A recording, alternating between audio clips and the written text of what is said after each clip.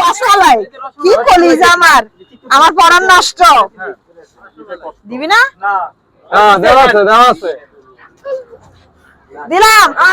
বিসমিল্লাহ দিব।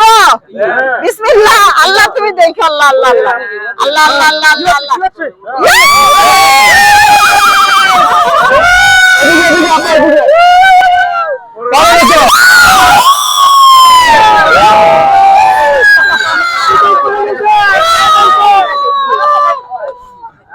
High high high